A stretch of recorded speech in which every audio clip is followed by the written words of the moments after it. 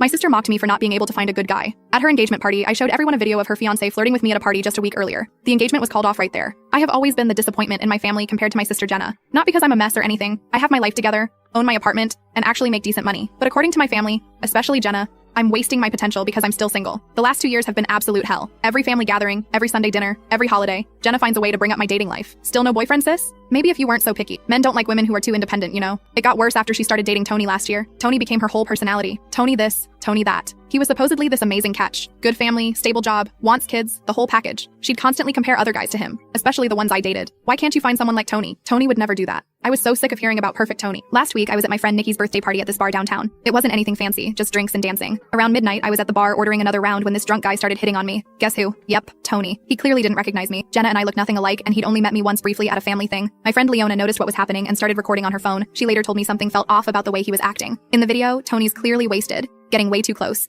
trying to get my number. He kept saying stuff like, my relationship isn't serious, and I'm not really ready to settle down yet. The kicker? He tried to kiss me. When I pushed him away and told him who I was, he turned white as a sheet and practically ran out of the bar. I sat on that video for a week, torn about what to do. Part of me wanted to tell Jenna privately, but every time I thought about it, I remembered all the times she'd humiliated me in front of our family, all the snide comments about how I can't keep a man. Then came their engagement party yesterday. About 50 people at our parents' house. Family, friends, their coworkers. Right before the toast started, Jenna cornered me by the bathroom. You know, she said, loud enough for nearby guests to hear, if you weren't so difficult, you could find someone like Tony instead of dying alone with your cats. She doesn't even know if I like cats. Something in me snapped. When it was time for speeches, I asked to go first. I looked directly at Jenna and Tony at their sweetheart table. You know, my sister always says I need to find someone like Tony. Someone perfect, right? Well, Jenna, I actually had a really interesting interaction with Tony last week that I'd love to share with everyone. I connected my phone to the TV and watched Jenna's smug smile slowly fade. I have a special video to show everyone about how amazing Tony really is. The video started playing. You could hear every word. Tony's slurred voice calling me baby, asking for my number, saying how he wasn't looking for anything serious, and how relationships are just for show anyway. The camera caught him perfectly as he leaned in to kiss me, then his face turning ghost white when I told him who I was.